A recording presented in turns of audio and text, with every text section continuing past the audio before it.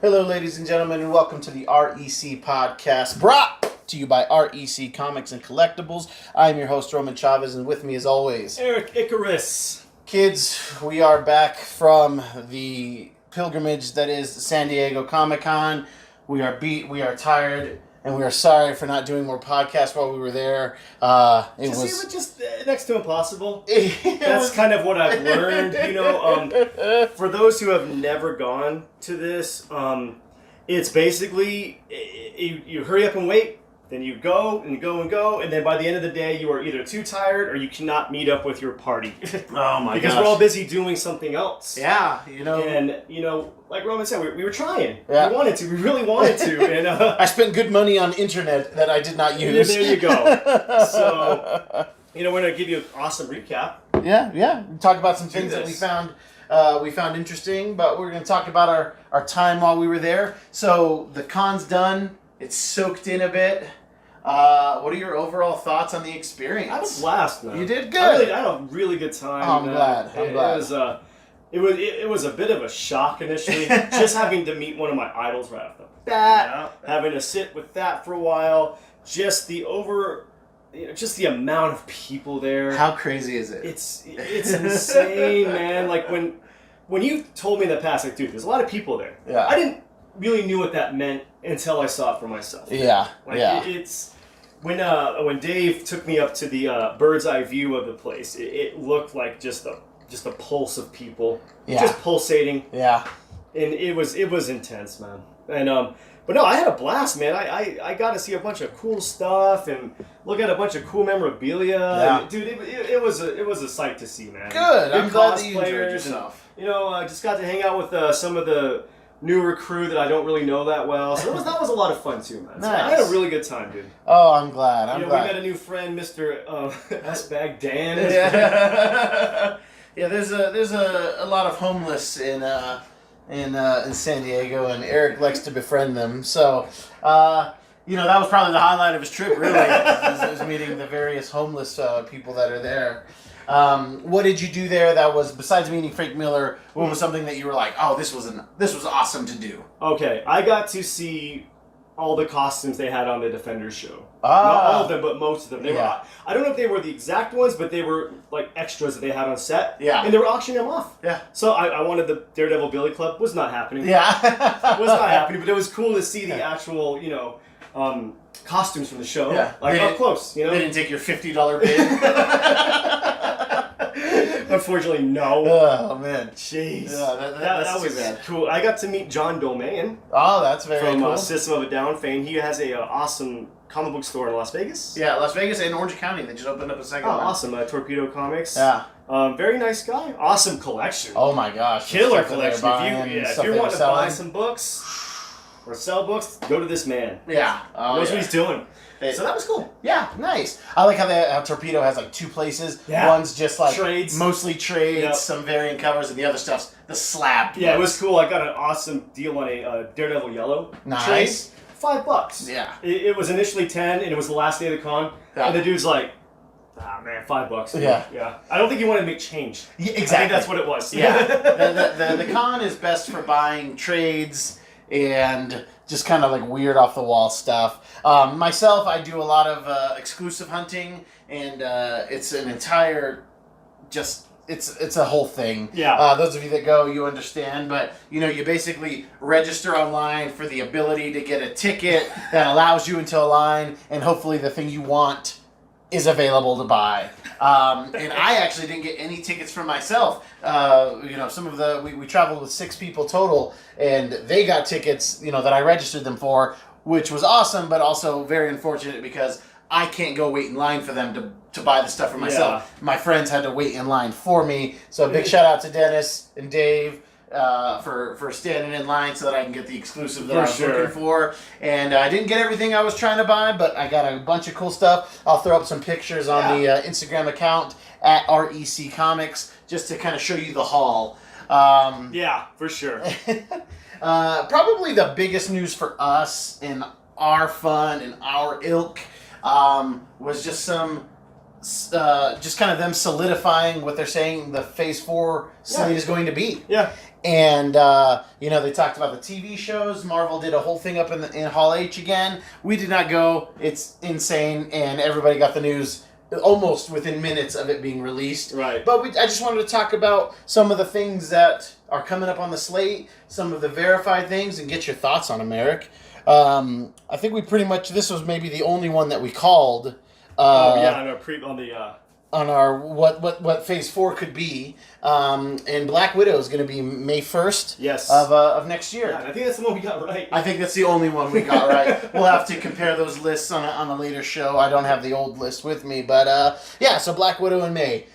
Very cool. We know the Taskmaster is going to be the villain. It is a prequel. Yes. How excited are you for that? What's your interest in the film? I'm stoked. It's going to take place in Budapest. Finally. So we'll probably get a Hawkeye thing. Of course. So, and I'm stoked for it. It just, my only issue is that if this, kills and it's amazing, I mean... How are they going to bring it back? Do it? Yeah. Yeah. Because I don't want a bunch of Black Widow prequels. Yeah, I want Black Widow back. Exactly. And... then if you bring her back, again, it goes back to Marvel. Just can't keep their dead. Yeah. So. Yeah. But yeah, I'm super stoked. From what I understand, it is uber violent. It's probably pushing it as far as a PG-13 can go. So I'm pretty stoked. I'm down with. I am down with. I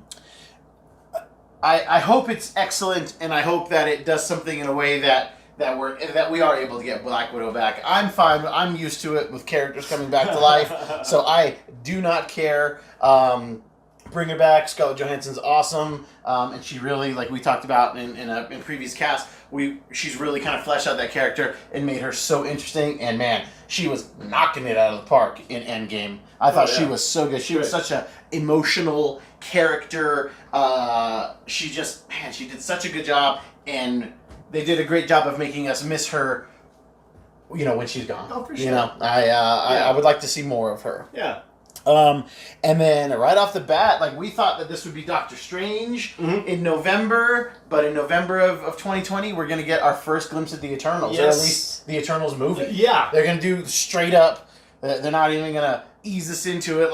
I thought our plan was good. Show us a little bit of Eternal stuff in Guardians. You can talk about it in Doctor Strange, and then have an Eternals movie, but they're going full tilt, full-on Eternals in 2020 with a cast that includes Angelina Jolie and Salma Hayek, amongst others. Eric's been demanding it, and we're going to have an Eternals episode very soon. Have to. Because we got to do a lot of research as well. Yeah. Because as much as we love Marvel, the Eternals just aren't used very often. No. So, I'm thinking they're thinking lightning striking twice at, Guardians. Yes. How they just, boom, gave us Guardians. Yeah. I'm thinking that's what the hope is. So, I think it's Marvel. It is. It'll be fine. It's going to be amazing, and it's got, two arguably the most beautiful women to ever be in Hollywood. Exactly. So and, I'm okay with it. With the chops to boot. My only concern when you use big actors in Marvel stuff is because a lot of the Marvel actors became bigger because of Marvel. But when you have somebody who's established like Jolie or Salma Hayek, they don't need to do Marvel stuff. No. So I would hate for there to be a situation in which they would not want to return. Sure. And then it kind of, gets a recast or anything like that. I would dislike that. For sure. We've dealt with it before, but how many times can you make that work? I don't know. No, you're right. And then in 2021, very interesting and kind of surprise. It was a surprise to me, but Shang-Chi and the Legend of the Ten Rings, which sounds awesome because we know it's going to link to Iron Man stuff. Right. I don't know who Shang-Chi is. You don't know who Shang-Chi is? I don't, man. Okay. Is he a sorcerer? Or, no. I really don't know. Oh my god, this is great. Because 10 Rings, I'm like, okay, is he down with Mandarin? Shang-Chi was Marvel's Bruce Lee exploitation. Oh, Shang-Chi's a master of martial arts. A master of kung fu. Yeah. So this is the Iron Fist we should have got. It's probably going to be better than Iron Fist. I gotta hope since I know it'll be better than Iron Fist. Yeah, right? The guy they got to play Shang-Chi was in Hard Boiled, that movie Hard Boiled, so the guy can fight. I'm gonna try to say his name. It looks like Simu Liu. I'm not familiar with him as an actor, but he's going to be playing our lead. And as much as I'm like, oh, you don't know Shang-Chi, I like Shang-Chi when he shows up in other people's books. I haven't really read that much Shang-Chi stuff. Sure.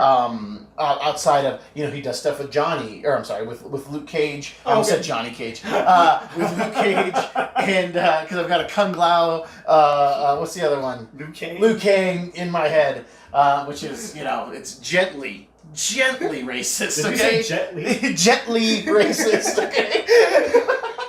But yeah, he's a master of martial arts. Okay.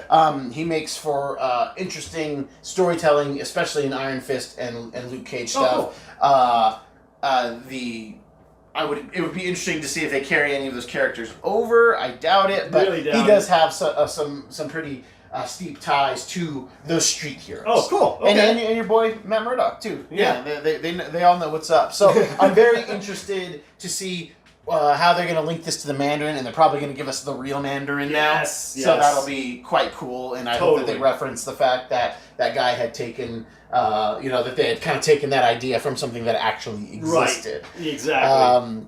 And after saying Shang-Chi in May of 2021, we're going to get, in this one I'm the most excited for, just based off of the title, Doctor Strange in the Multiverse of Madness. Oh yeah. Okay. I'm not just because of the title. I'm a huge Scarlet Witch fan.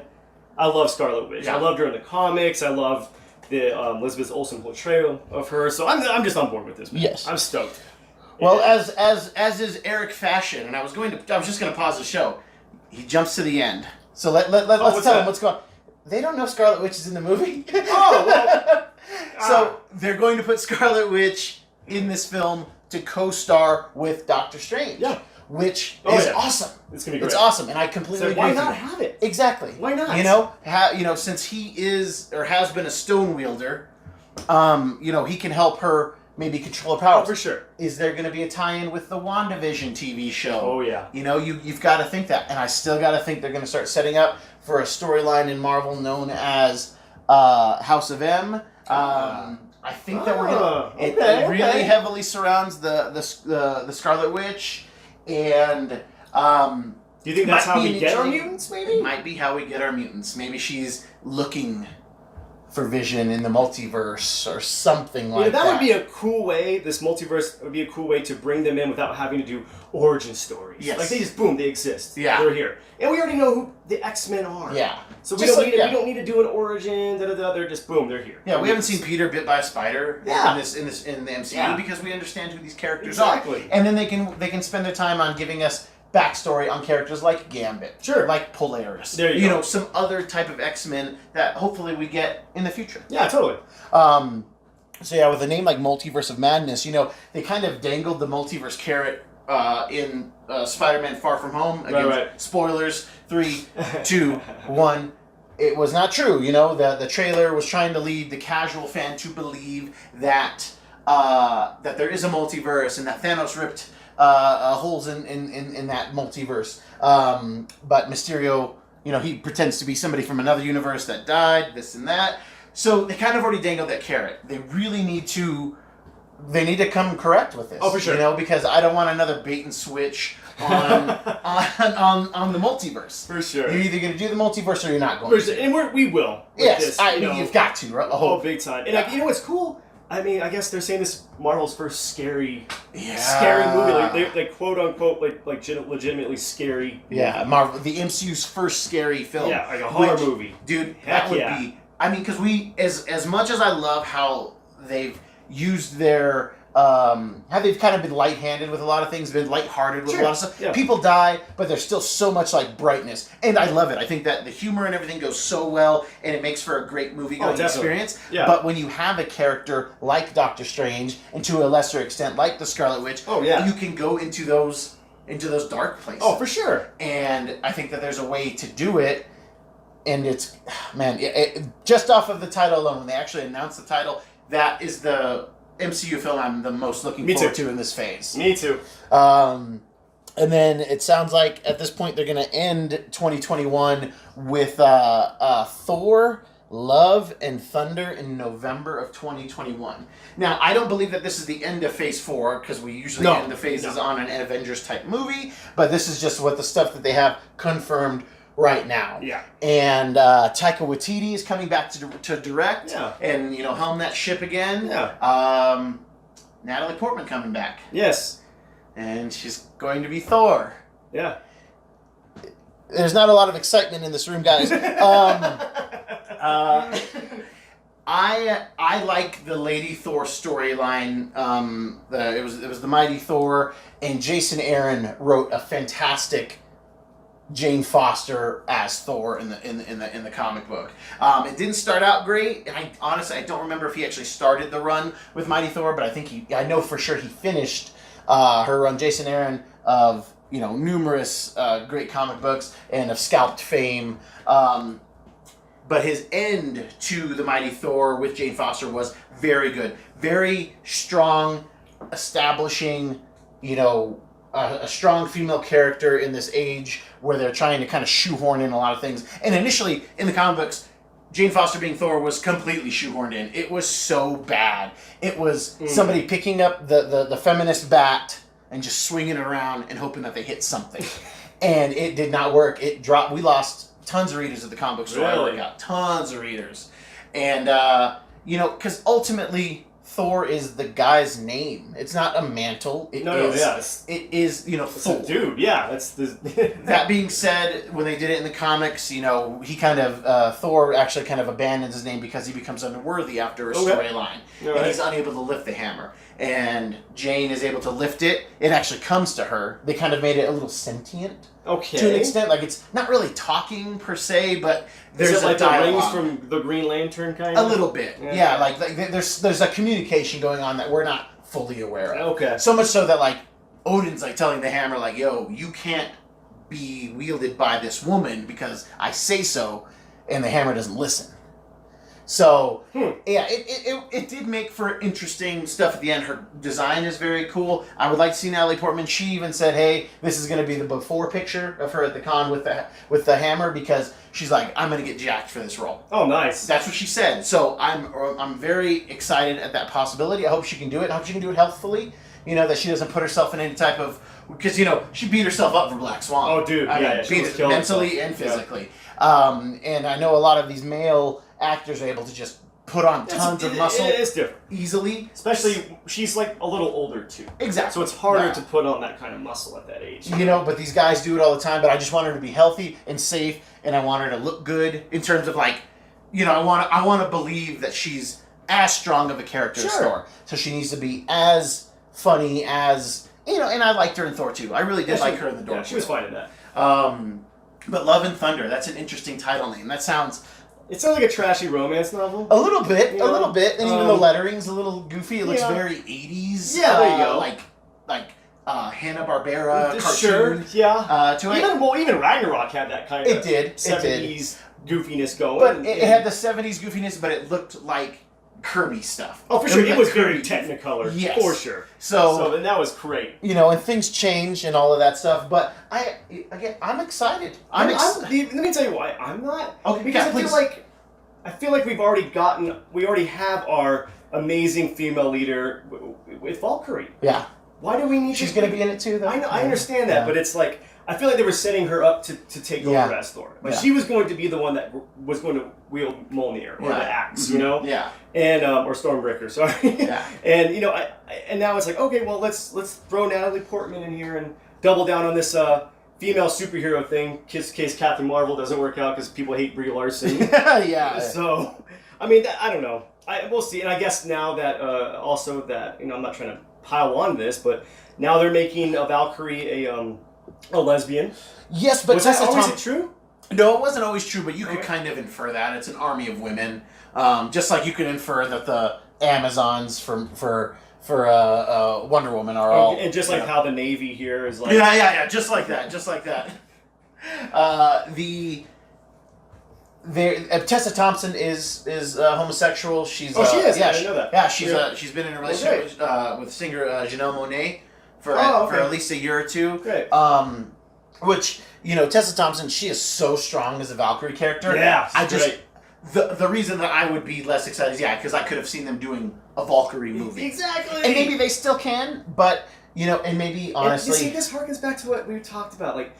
Stop giving the mantle of these male characters to minorities and women, and give us a new character to look up to. Sure. You know, Yeah. Don't stand on the shoulders of these old superheroes. You know, just give us something new. And I was in love with Valkyrie. Like, I loved her character. Now she's going to be playing second fiddle to Natalie Portman. And it's my concern is they're going to shoehorn Natalie Portman into being like, oh guys, this is Thor. Right. Like this is, which is what they did in the comic at first. Right. Once they kind of relaxed in the comic and were like, you know what, we're just going to try to tell a cool story. Right. Okay. It really did work. It really did, and you really did root for it.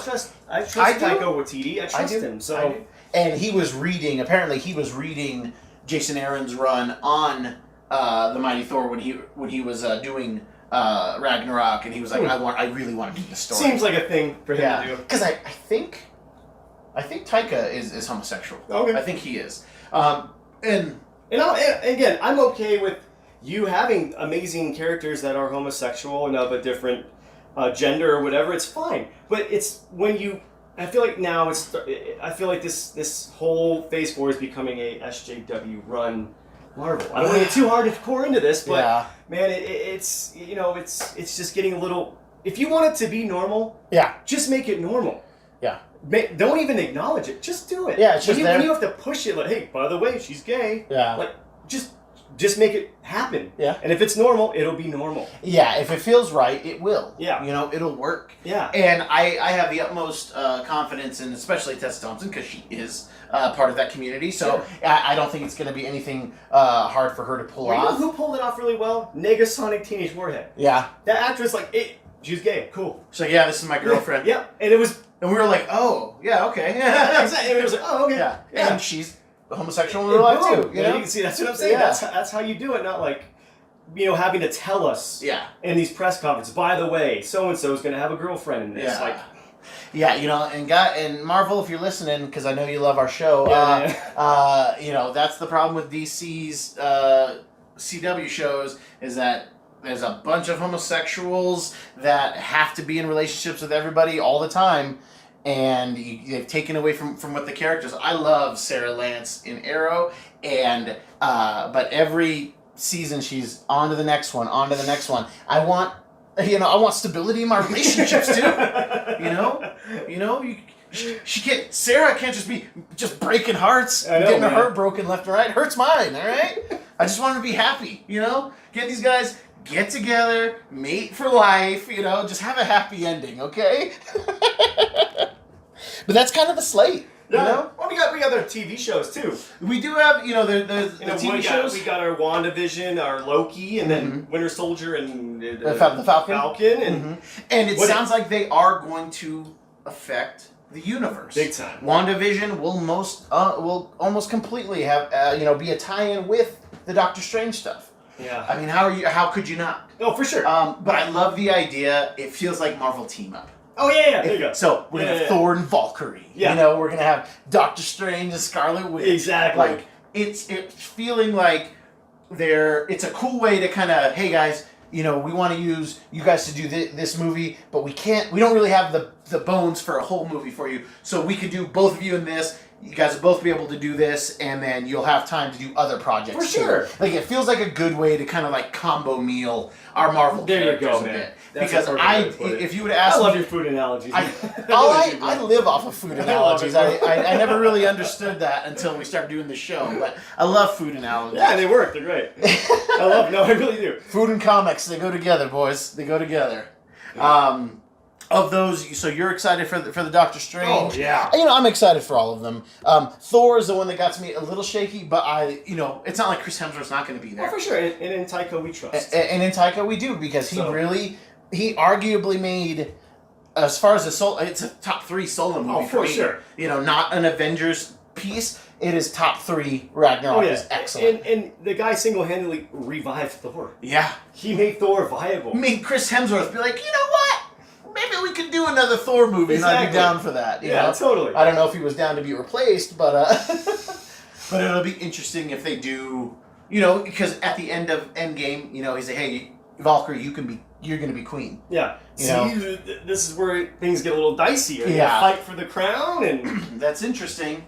I hope not. I hope that there's no point in which not a point in which we're not rooting for Thor. It kind of defeats the spirit of sisterhood, if you ask me. Yeah, I don't want to be against Chris Hemsworth Thor at any point. Right. And I really don't want them to do that. So hopefully they kind of stick like, you know, we can have a fight with the characters, that's fine. But I don't want us as the audience to be rooting against Chris Hemsworth. Right. I mean, it's Love and Thunder. Maybe they're trying to like do a play on the Blood and Thunder line where Thor goes crazy with Warrior's Madness. Ooh, and that's why he's unworthy. You know, maybe that's kind of what I'm thinking. Very interesting. Yeah, because like, how's she gonna get Mjolnir back? Are they going to reforge it for him? Sure. And then he can't lift it? Yeah. You know? I don't know. I have a lot of questions. Yeah, I do too. I have a lot of questions. I really do, man. And, you know, we're just going to have to see, man. I think all roads are leading to Secret War. That is going to be our quote-unquote end game. And, I mean, think about the multiverse. Yeah. Wasn't that the basis of the 2015 Secret War? Was all those multiverses. Yeah. So I'm thinking maybe this is where it goes. It was, and it was a cool way for them to kind of fold in people like Miles Morales and Spider-Gwen, and I didn't even think about it until you just said it. Okay. So that would be interesting. So yeah, that's where I'm going with this. Yeah. That's my prediction, man. That would be really interesting, the Eternals being all-powerful and whatnot, Doctor Strange meddling in the multiverse, something happening, and space-time folding in a certain way. And then Scarlet Witch has to contain it somehow with her chaos magic. And see this? Dude, yeah. Okay. I'm into that. Okay. I'm into that. Maybe we'll see if this happens. Yeah. Yeah. Well, you know, part of the fun of the show is being able to speculate. For sure. And I feel like me and you've been half and half. Yeah. We're wrong. We got some things right. Yeah. You know, we don't know. The fun is the speculation. Guys, we have no connections. We have no idea what's going on. We're just spitballing and seeing what sticks, all right?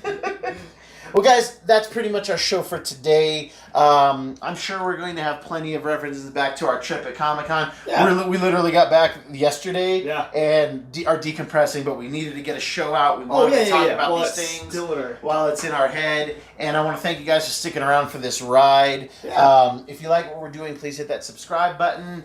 Give us a like, leave us a comment, reach out to us at REC Comics on Instagram. Eric, what have you learned today? I